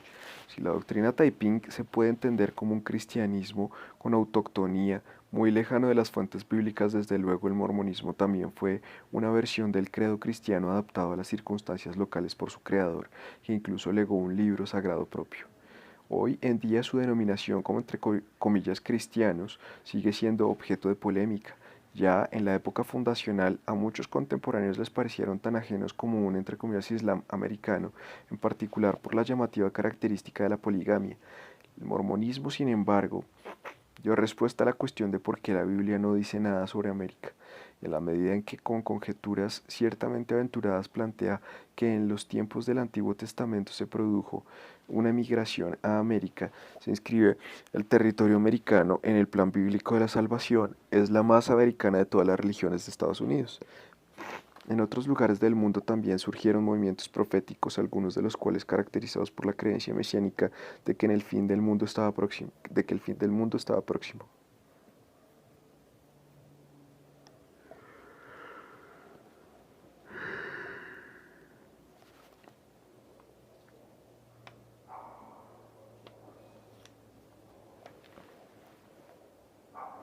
Movimiento de El Mahdi del Sudán, 1881 a 1898, fue de esta índole, al igual que el de la danza de los espíritus entre los indios septentrionales del Medio Oriente estadounidense, 1889 a 1890, el entre comillas babismo de Sayyid Ali Muhammad Shirazi, conocido como entre comillas el Bab, que apareció en Irán en 1843, o el movimiento que entre 1905 y 1907 inspiró la entre comillas revolución Maji-Maji contra el poder colonial en el África Oriental alemana.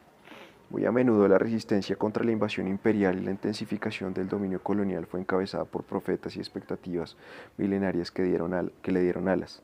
Todos estos movimientos prometían una transformación radical de la situación No pretendían adaptarse al entre comillas mundo moderno, sino derrocarlo y recrear las circunstancias de acuerdo con su propio criterio. También hubo política radical sin mesianismo, no obstante, a veces comunidades religiosas compactas de la clase que fueran respondían con actos de resistencia a la presión religiosa exterior. Fue el caso de los monjes budistas bien organizados de algunas partes del sudeste asiático, aunque eran ajenos al mesianismo, fueron una fuente de resistencia eficaz contra los potenciales coloniales, contra las potencias coloniales. En el ámbito de la religión, puede resultar problemático hacer una dicotomía entre rebeliones y reformas o entre movimientos mesiánicos cuya aspiración de futuro, se identifica a menudo con un mítico pasado de gloria, doctrinas y prácticas religiosas adaptadas de forma cuidadosa y racional a los cambios de los tiempos. Sin embargo, esta diferenciación se torna más plausible cuando al estudiar los ejemplos se constata que un único movimiento pasa del primer polo al segundo.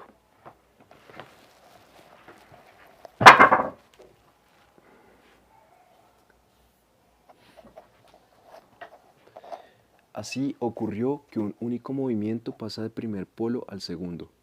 Así ocurrió con el babismo, herejía chií de Irán. El propio Sayyid Ali Muhammad Shirazi había abogado al modo tradicional por un nuevo gobierno de representantes elegidos por Dios en la tierra y había intentado hacerlo realidad. Después de que por apostasía y rebelión política fuera colgado en 1850, el movimiento no se descompuso, sino que vivió una forma paulatina como herencia transmisora del carisma original. Uno de los combatientes del Bab, Mirza Hussain Ali Nuri, conocido como Bahá'u'lláh, asumió esta tarea durante las varias décadas del exilio del Imperio Otomano. En ocasiones se designó a sí mismo como el Mesías universal, Cristo renacido, Mahdi y Zoroastro en una sola persona, pero por lo demás se esforzó por replantear la doctrina del movimiento con categorías más cosmopolitas y ajustadas a la modernidad. A su muerte en 1890, el mesianismo chií había puesto las bases del moderno bajaísmo, religión que a partir de 1910 se difundió también en Europa y América. Hoy tiene su principal centro espiritual y organizador en Haifa, Israel, y es junto al mormonismo y el sijismo de los sikhs indios, una de las pocas creaciones religiosas del siglo XIX que han perdurado. Bahá'u'lláh, junto a Kang Youwei, el forjador de la utopía de la entre comillas gran comunidad, fue uno de los grandes entre comillas pensadores transversales y de finales del siglo XIX capaces de superar las fronteras culturales. Como rasgos modernos del bajaísmo destacan aprobar el Estado constitucional y la democracia parlamentaria, defender la ampliación de derechos para las mujeres, rechazar el nacionalismo religioso, renunciar a la doctrina de la Guerra Santa, procurar la paz mundial y abrirse a la ciencia. Modernidad y modernización. Este último punto de la apertura a la ciencia quizás fuera el criterio más importante de la modernidad religiosa, y quizás sigue siéndolo a tenor de la polémica de principios del siglo XXI entre los darwinistas y sus opositores, los entre comillas creacionistas bíblicos. No todas las facetas del conocimiento científico eran conocidas o asequibles por igual para los laicos. La modernización religiosa, según este criterio, significa no rechazar de plano la ciencia contemporánea como fuente de verdad. Las ciencias naturales plantearon enormes desafíos a los fieles de todas las confesiones y religiones del mundo, mediante la demostración astronómica de la pluralidad de los mundos, la inaudita expansión cronológica de la geología y la paleontología, y sobre todo la teoría de la evolución de Charles Darwin, radicalizada y defendida de forma militante por algunos de sus adeptos como Thomas H. Huxley en Inglaterra o Ernest Haeckel en Alemania. La relación entre la fe y el conocimiento, al menos en Europa, se convirtió en un tema central de las concepciones del mundo filosóficas y y la armonía entre religión y ciencia a la que aún se aspiraba en Alemania Biedermeier y la Inglaterra de principios de la era victoriana ya nunca ha dejado de ser problemática. Las pseudo-religiones posdeístas y explícitamente racionalistas no han servido de puente duradero, ni la condición de conocimiento elevado ha creado la religión la entre comillas religión de la ciencia, ni las diversas doctrinas secretas del siglo XIX con frecuencias basadas en la masonería, ni la entre comillas religión social que el socialista utópico francés Claude Henry de Saint-Simon esbozó hacia 1820.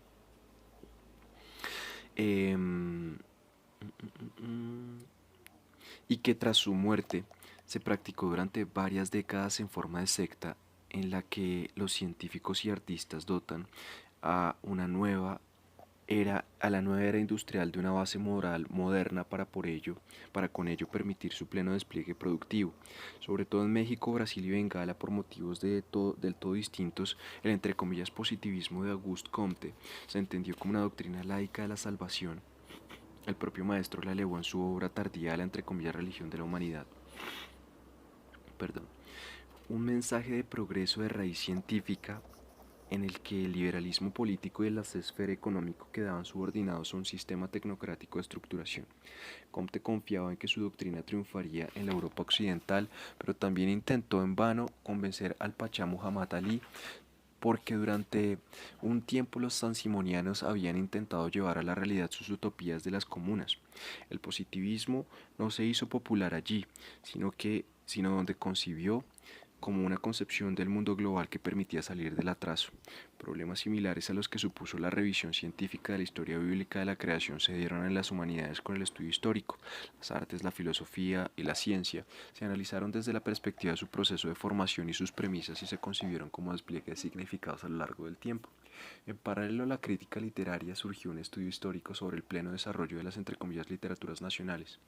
Kant todavía se limitó a esbozar el pensamiento filosófico antiguo a grandes rasgos a los pocos años de su muerte. Hegel pronunció detalladas lecciones al respecto. La religión tampoco se libró del estudio historicista. Para muchas comunidades e iglesias, el choque entre las ideas religiosas y el nuevo modo de abordar lo histórico representa un problema. En el judaísmo tradicionalmente ajeno a la idea de reforma, la irritación fue aún más mayor que en las confesiones cristianas. Desarrollar una relación con la historia y la temporalidad se convirtió en el quid de la modernización de la fe judía. En el cristianismo, la crítica histórica de la Biblia tuvo más consecuencias, pero quizás no tan dramáticas. En la medida en que se trató de una investigación de las fuentes y la transmisión textual del Antiguo Testamento según la llevaron a cabo los historiadores y teólogos cristianos, afectaba directamente también a la forma en que los judíos se concebían a sí mismos. La historización del cristianismo avanzó a sí mismo entre una opinión pública culta, que ahora era más amplia menos gracias a las polémicas agresivas como la del libro de David Friedrich Strauss, La nueva vida de Jesús, Das Leben Jesu 1835, que gracias al paciente trabajo de una filología textual científicamente respetable. Con sus métodos se logró un conocimiento cada vez más preciso de los hechos históricos y al mismo tiempo se llegó a interpretaciones muy distintas entre sí que tomaban todas ellas una distancia relativizadora. La teología protestante liberal y la historia eclesiástica del siglo XIX tendieron a retratar a Jesús como un maestro moral de valores trascendentes cuando se le añadió al estudio histórico de la religión que se sitúa el cristianismo en el contexto de otras religiones, surgió la imagen contraria de Jesús como un profeta oriental que instaba al mundo a cambiar de rumbo para evitar un colapso próximo. El hecho de que los estudiosos europeos también sometieran a la crítica historicista o al historicismo crítico, perdón, los relatos fundacionales de otras religiones, como la islámica o los budistas, se interpretó allí como un desafío y un ataque desacralizador a raíz de los reproches actuales al entre comillas orientalismo. Sería erróneo construir una oposición simple entre un occidente donde se había canalizado la religión por las vías tranquilas de la racionalidad burguesa y el resto del mundo no cristiano, donde el dinamismo religioso se invertía solo en fervor militante, culto a líderes carismáticos y guerras santas. En el siglo XIX, hubo en efecto tradiciones inflexibles que no evolucionaban sin recibir antes desafíos carismáticos, pero tanto en Oriente como en Occidente. La Iglesia Católica del pontífice Pío IX se definió expresamente en contra de la herencia de la Ilustración y el Papa en persona era casi tan reaccionario como lo representaban con ánimo de polémica los liberales europeos. A León XIII, su sucesor, R. 1878-1903, le legó una mentalidad de catolicismo a la defensiva. León, aun siendo también muy conservador, se atrevió a emprender una apertura cautelosa, afrontó cuestiones sociales de la época e intentó hallar una tercera vía entre el capitalismo de la esfera y el socialismo. En su conjunto, la Iglesia siguió resistiendo al cambio. En la misma época de estos dos largos pontificados en el Islam, la renovación modernizadora adquirió una gran relevancia. Empezó a emerger en la década de 1840. Fue un movimiento reformista de múltiples ramificaciones que abarcó todo el mundo musulmán desde el norte de África al Asia Central y a la península de Malaca e Indonesia. Impulsado por eruditos legales y religiosos, en ocasiones también líderes políticos de muy diversa formación, sus miembros compartían la inquietud ante la posibilidad de que, en una era de hegemonía mundial de Europa, el Islam quedaría reducido por sus propias deficiencias a la defensiva intelectual y ello no haría sino agravar su debilidad política. Entre los modernizadores más conocidos internacionalmente estuvieron el carismático Sayyid Jamal al-Din, entre comillas al-Afghani, 1838-1897, que fue recorriendo sin descanso los países musulmanes, Muhammad Abduh, en Egipto, un político muy señalado en la jerarquía espiritual y a diferencia de al-Afghani, teórico sistemático. El filósofo y educador Sir Sayyid Ahmad Khan, en el norte de la India, y el intelectual Ismail Kasprinsky, tártaro de Crimea. El movimiento buscó acuerdos entre el corpus de la tradición islámica defendido en todas partes por grupos ortodoxos y las exigencias y también oportunidades del mundo moderno. Lucharon para disponer de espacios para la crítica en los que se pudiera reinterpretar las fuentes textuales islámicas. En sus debates, que a partir de 1870 con el auge de la prensa musulmana cobraron una relevancia sin precedentes en la esfera pública, se reflexionaba sobre la necesidad y las posibilidades de la modernización social, el gobierno constitucional, el acercamiento de la ciencia moderna, los contenidos y métodos de la enseñanza y los derechos de las mujeres. Entre las docenas de pensadores que tomaron la palabra, incluidas algunas mujeres, prácticamente no había ningún libre pensador que quisiera criticar la esencia misma del Islam. Se pretendía combatir con pruebas de lo contrario la idea instalada en Europa de que el Islam era un dogma rígido y tiránico. En la lengua del Islam se tenía que poder afirmar cosas nuevas. Los modernizadores islámicos no se contentaban con la teoría, muchos se comprometieron sobre todo con el campo de la enseñanza y la educación. Por ejemplo, el erudito Sayyid Ahmad Khan, un juez de profesión que desarrolló una carrera mucho más polifacética. Aspiraba a combinar la formación de la identidad musulmana con los roles modélicos del gentleman inglés y para ello fundó en 1875 una especie de Cambridge indio, el Colegio Universitario Anglo-Oriental Mahometano, en nuestros días Universidad Musulmana de Aligarh, en el estado indio de Uttar Pradesh, cuya primera meta era la formación de los funcionarios más destacados de la administración del Estado colonial. En lo que respecta a la inscripción de alumnos y el crecimiento, fue todavía más exitosa una red de escuelas superiores de teología de orientación reformista que pretendía ante todo formar a los ulemas para que fueran de utilidad espiritual a sus comunidades. Se la ha denominado entre comillas movimiento de Deoband por la primera de sus madrazas, escuelas coránicas fundada en 1867 en Deoband, norte de la India. En los años posteriores se abrieron filiales en gran parte del subcontinente. Con ello, el caos habitual de las instituciones religiosas tradicionales de la India musulmana quedó sometido a cierta estructuración más rígida, aunque siempre con distancia frente al Estado colonial. No se lo necesitaba como fuente de financiación y además solía contemplar con desconfianza esta clase de iniciativas de la entre comillas sociedad civil musulmana. En 1900 no faltaba realismo en el hecho de prever un gran futuro a las tendencias modernizadoras del Islam, muy distintas unas de otras. Su decadencia en la era del nacionalismo secular, por ejemplo, Kemalí, y el fascismo, y el socialismo bolchevique ya pertenece a otra época de la historia de las oportunidades perdidas. En los heterogéneos mundos religiosos de la India no musulmana surgieron en el siglo XIX movimientos reformistas que a menudo aspiraban a renovar y ampliar la cultura y no solo a purificar la religión.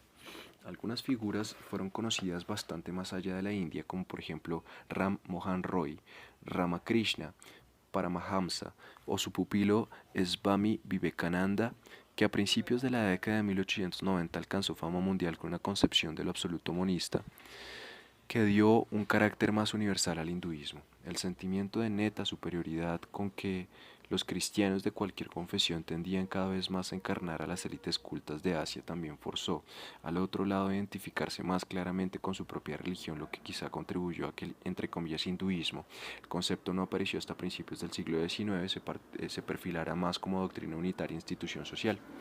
Amparándose siempre en los propios recursos culturales, los movimientos reformistas reaccionaron de diversa manera a los nuevos impulsos, a los estudios orientales que se practicaban también en muchos lugares de la India, el cristianismo ofrecido por los misioneros, y por último unos a otros, puesto que como el cristianismo y el islam, las fuerzas modernizadoras también provocaron respuestas neortodoxas. Excepcionalmente, el impulso vino directamente desde el exterior, como en Ceilán en la década de 1880, cuando teósofos estadounidenses reinventaron el budismo junto con pupilos singaleses franceses.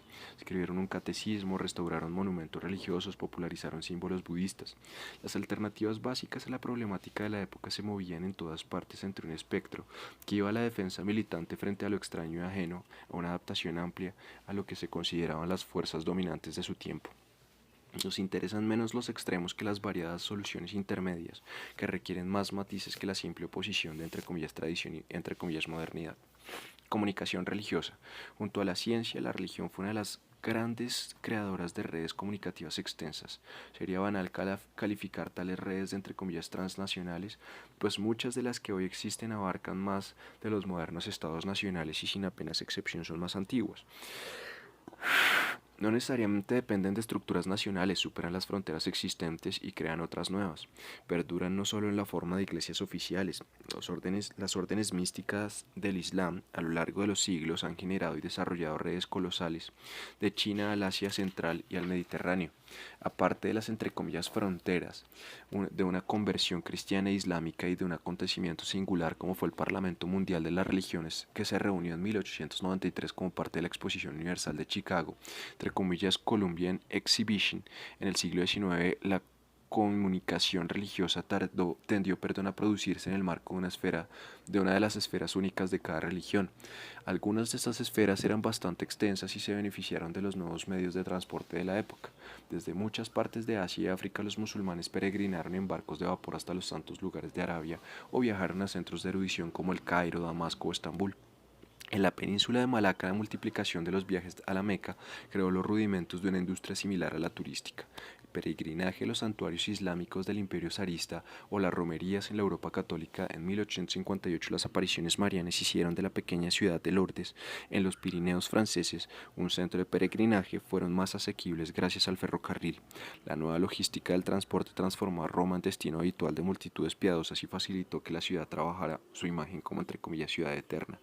Pío IX, que prácticamente nunca salió de Roma y declaró la guerra al espíritu de la época de la modernidad, fue paradójicamente el creador de la Iglesia Pontificia Global. Al ser menos un burócrata que un pastor de almas, buscó el contacto con los fieles y fue el primer papa en invitar al Vaticano obispos de todo el mundo. En 1862, algunos años antes del Concilio Vaticano I, 1869-1870, se reunió en Roma la inaudita cifra de 255 obispos. La ocasión también era en cierta medida entre comillas global. Se declaró santos a 26 religiosos que medio siglo antes habían padecido martirio en Japón. Esta canonización, por cierto, se produjo un año después de que en la última gran persecución de cristianos, entre comillas a la vieja usanza, el siglo XIX, se produjo la represión por parte de los aparatos estatales ateos, perdieran la vida como mártires muchos misioneros y convertidos. Los nuevos medios de comunicación del siglo XIX hicieron el resto para acelerar la circulación religiosa. Así, uno de los factores que ayudó a convertir Roma en capital mundial del capitalismo fue que los periódicos extranjeros empezaron a destacar allí corresponsales. La Santa Sede se tornó noticiosa. El líder mormón Brigham Young, que reunía en su persona a los papeles de señor teocrático, jefe de una secta y hombre de negocios, no tardó en reconocer los signos de la época y pronto hizo instalar en Utah conexiones telegráficas. Los trenes de Salt Lake City favorecieron la llegada tanto de tentaciones corruptoras como del Ejército Federal de Estados Unidos, pero también obligaron a los mormones, como pretendía el ilustrado líder de la secta, a mirar más allá de su propio mundo. En la segunda mitad del siglo XIX, la imprenta, que ya se había vuelto más económica y técnicamente más sencilla, posibilitó por primera vez publicar millones de ejemplares de la Biblia y satisfacer a los pueblos exóticos con Biblias en múltiples idiomas. Las traducciones que tuvieron que preceder a este fenómeno se cuentan, vistas en su conjunto, entre los grandes logros de la transferencia intercultural del siglo XIX. En los ambientes católicos menos próximos a la Biblia empezaron a difundirse un gran número de almanaques, opúsculos y tratados baratos que dieron un impulso comunicativo a nuevas formas de religiosidad popular al margen de la iglesia oficial. También florecieron religiones populares allí donde la ortodoxia correspondiente veía disminuir su capacidad de control. nuevo público de masas atento a la materia religiosa no habría podido surgir si en el siglo XIX no se hubiera reducido el analfabetismo. Acercar la Biblia a nuevos lectores, que fue tanto en Europa como en las zonas misioneras una de las grandes razones por las que el protestantismo se involucró en el sistema educativo, donde la avalancha discursiva del cristianismo en expansión hizo ponerse a la defensiva, se pudo recurrir a la misma imprenta como arma de resistencia. Esto ayuda a explicar que tras varios siglos de escepticismo en el último tercio del siglo XIX, los ulemas islámicos adoptaran este medio y lo utilizaran para sus propios fines. Fin del capítulo 17.